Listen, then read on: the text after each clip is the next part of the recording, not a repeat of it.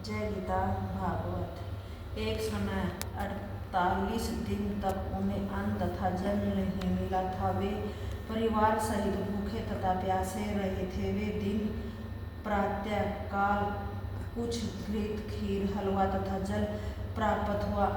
उनके परिवार के लोग भूख तथा प्यास के कारण तड़प रहे थे। जैसे ही वे लोग भोजन को बैठे, उसी समय एक अतिथि ब्राह्मण वहां आ गया। रति देव ने ब्राह्मण को श्रद्धा तथा आदर पूर्वक अपना भोजन दे दिया। ब्राह्मण वहां आ गया। रति देव ने ब्राह्मण भोजन करके चला गया। तब रति देव फिर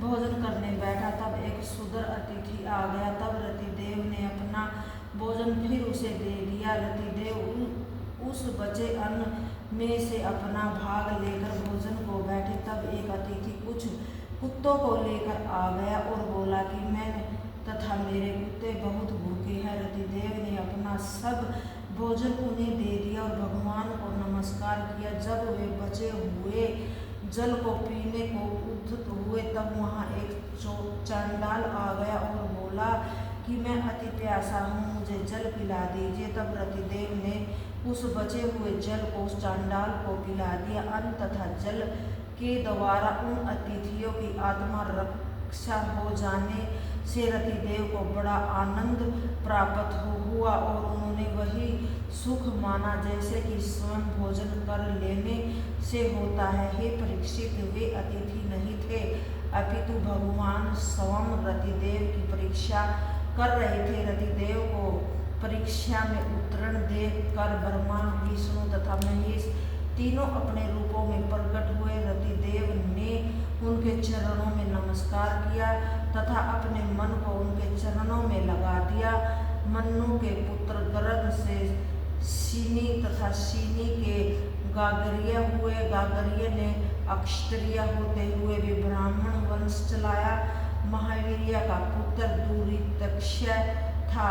उसके त्रयारुणी, कवि तथा पुष्कारुणी 3 पुत्र हुए। सभी ब्राह्मण हुए।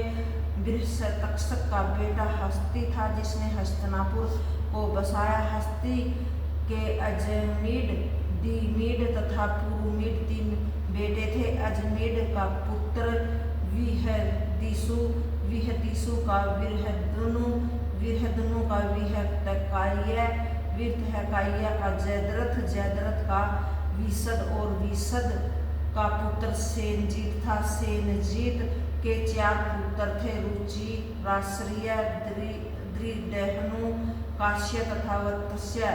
चुरुराक्ष्य का पुत्र पार, पार का पितृसेन था। पार के दूसरे पुत्र का नाम नीप था।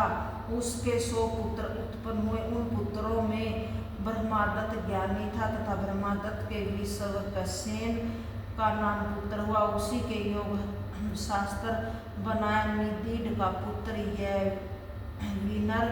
यविनर का कीर्तिमान, कीर्तिमान का सत्यधृति, सत्यधृति का दृढ़नेमी, दृढ़नेमी का सुपार्श्व, सुपार्श्र्य का स्वमति, समति का संतिमान और संतिमान का पुत्र कृति हुआ। कृति का पुत्र नीब था। नीब का उग्रयोध, उग्रयोध का अक्षेम्य, अक्षेम्य का सुवीर, सुवीर का रिपुतरिया तथा रिपुतरिया का बहुरथ पुत्र हुआ। अजिमीठ की नलिनी नाम की दूसरी पत्नी से नील का जन्म हुआ। नील का पुत्र शांति, शांति का सुशांति, सुशांति का पुरुज और पुरुज का अरक तथा उसका पुत्र भयसव हुआ। भयसव का मुदुल, यनुर, विहदिसु का मिल्पल्य तथा संजय पुत्र थे। इन 5 पुत्रों का नाम से ही पांचाल देश प्रसिद्ध हुआ। मुदुल के जुड़वा एक पुत्र तथा एक कन्या उत्पन्न हुई। पुत्र का नाम विदवोदास तथा कन्या का नाम अहिल्या था, जिसका विवाह गौतम ऋषि के साथ किया गया। गौतम के पुत्र का नाम सातानंद था। सातानंद का पुत्र सत्यघृत धनुर्विद्या में बड़ा निपुण था। सत्यधृत के पुत्र सांदान का वीर्य उर्वशी अप्सरा को देखने से मूंज के झाड़ में गिरने के कारण एक पुत्र तथा एक कन्या का जन्म हुआ। उनमें पुत्र का नाम कृपाचार्य तथा कन्या का नाम कृपी रखा गया। इनको दयावंश महाराजा शंतनु ले आए। श्री सुखदेव जी बोले कि हे राजन, राजा दिवोदास के पुत्र का नाम त्रिमेयु था। त्रिमेयु के 54 सुदास, सहदेव तथा सोमक नाम के 4 पुत्र उत्पन्न हुए। सोमक के 100 पुत्र उत्पन्न हुए। उनमें जंतु सबसे बड़ा तथा प्रसंत सबसे छोटा था। उन्हीं प्रसंत के पुत्र राजा द्रुपद थे। द्रुपद के द्रौपदी तथा धृष्टद्युम्न और शिखंडी थे। धृष्टद्युम्न का पुत्र धृष्टकेतु था। भयमार्ष्य के वंशज सभी पांचाल कहलाए। अजमीड के दूसरे पुत्र अक्षण्य के पुत्र सौरण थे।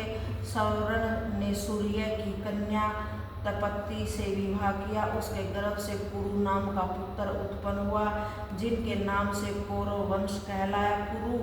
कुरु के परीक्षित, सुधन्वा, जुहा तथा निषादसव पुत्र थे। सुनधवा के सुहोत्र, सुहोत्र के चौवन के कीर्ति के पंचारवसु तथा उपचारिवसु के बृहद्रथ का पुत्र कुशाग्र का ऋषभ का सत्यहित का पुष्यवान के जुहू नाम का पुत्र हुआ।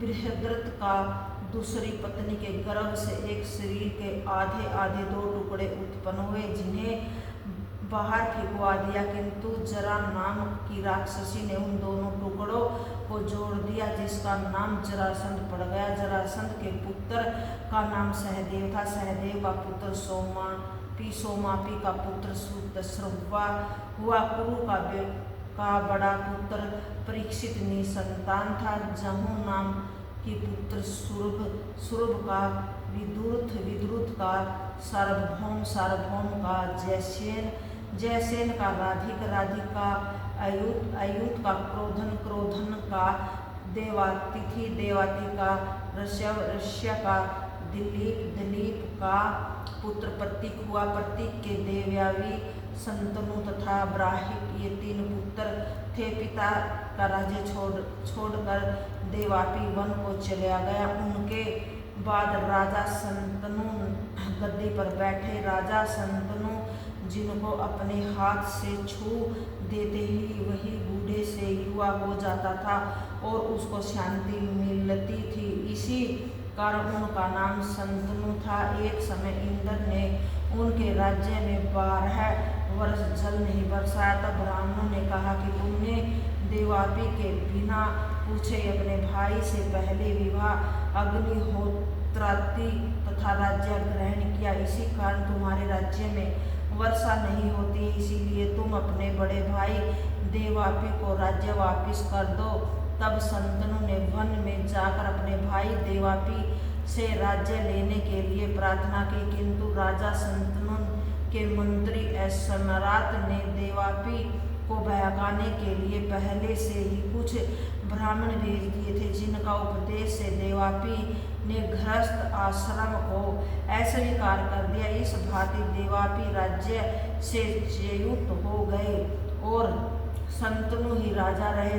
तब शंतनु के राज्य में वर्षा होने लगे। वे देवापी कलयुग में चंद्रवंश के नाश होने पर फिर सतयुग में वंश की अभिवृद्धि करेंगे। राजा शंतनु के अनुज भाई ब्राहिक का पुत्र सोमदत्त हुआ, जिसके भूरिश्रवा तथा सल ये 3 पुत्र हुए। शंतनु के द्वारा जह्नवी गंगा जी के गर्भ से देवव्रत नाम का पुत्र हुआ। वे ही तुम्हारे पूर्वज भीष्म जी के नाम से प्रसिद्ध हुए। ये परम ज्ञानी, धर्मज्ञों में श्रेष्ठ, भगवान के परम भगत तथा वीरों में सर्वमान्य थे। उन्होंने युद्ध में परशुराम जी को भी संतुष्ट किया था। राजा शंतनु की दूसरी पत्नी सत्यवती के गर्भ से चित्रागंध तथा विचित्रवीर्य 2 पुत्र उत्पन्न हुए। चित्रागंध अविवाहित ही गंधर्वों द्वारा मारे गए। विचित्रवीर्य का विवाह काशीराज की कन्या अंबिका तथा अंबालिका के साथ विषमजी ने कर दिया, किंतु विचित्रवीर्य विषय भोगों में आसक्त होने के कारण विवाह के पश्चात ही देवलोक सिधर गए। तब माता सत्यवती की आज्ञा से मेरे पिता व्यास जी ने अपने संतानहीन भाई की दोनों स्त्रियों से धृतराष्ट्र तथा पांडु पुत्र उत्पन्न किए।